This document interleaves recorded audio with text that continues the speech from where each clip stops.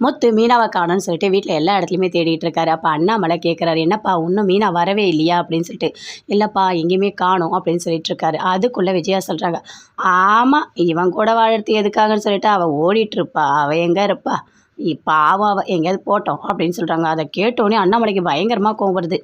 ஏன் விஜயா நீ இப்படி பேசுகிற, இப்படி ஒரு இந்த மாதிரி உன்னால் எப்படி பேச முடியுது, எதுக்காக நீ இப்படிலாம் பேசிகிட்டு இருக்க, தயவு செய்து நீ எதுவுமே பேசாத அப்படின்னு சொல்கிறாரு அண்ணாமலை. முத்து தேடிட்டு வெளியே எல்லா இடத்துக்கும் போகிறாரு. ஐயோ மீனா எங்கே போயிருப்பானே தெரியலையே அப்படின்னு சொல்லிட்டு சுற்றி சுற்றி தேடுறாரு. அதுக்குள்ளே அவங்க ஃப்ரெண்டை கூட்டிகிட்டு போகிறாரு. போயிட்டு எங்கே இருப்பானே தெரியல, எனக்கு என்னவோ ஒரு டவுட்டாக இருக்குது அப்படின்னு முத்து சொல்கிறாரு. அதுக்குள்ளே ஃபோன் பண்ணுறாங்க சீதா. என்னாச்சு அங்கே மீனா வந்தாளா அப்படின்னு முத்து கேட்குறாரு. இல்லை வரல மாமா, ஆனால் எனக்கு ஒரு டவுட் இருக்குது.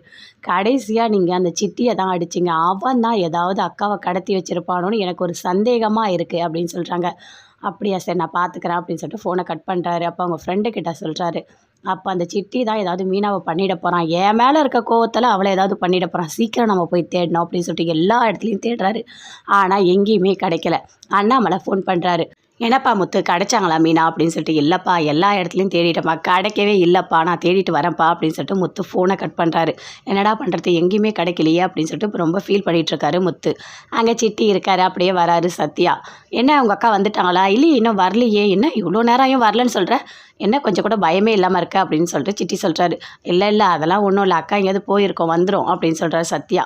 என்ன சத்யா இப்படி கூலாக சொல்கிற, உங்கள் மாமா தான் உங்கள் அக்காவை ஏதாவது பண்ணியிருப்பார், ஏன்னா நிறைய இடத்துல பார்க்குறல்ல என்னென்ன நடக்குது, புருஷன் பொண்டாட்டி சண்டை, பெரிய பிரச்சனைலாம் ஆகுது, நீ என்ன பண்ணுற, போயிட்டு போலீஸ் ஸ்டேஷனுக்கு போயிட்டு ஒரே ஒரு கம்ப்ளைண்ட்டு கொடு, எங்கள் அக்காவை காணோம் அதுக்கு காரணமே இந்த முத்து தான் அப்படின்னு கம்ப்ளைண்ட்டு கொடு, வர பிரச்சனையை பார்த்துக்கலாம், ஏன்னா உங்கள் அக்கா உனக்கு ரொம்ப முக்கியம் அப்படின்னு சொல்லிட்டு சிட்டி சொல்கிறாரு. அதை கேட்டோடனே சத்யா, அதெல்லாம் வேண்டாம் எனக்கு அதெல்லாம் வேண்டாம், கண்டிப்பாக அக்கா வந்துடுவாங்க அப்படின்னு சொல்கிறாரு.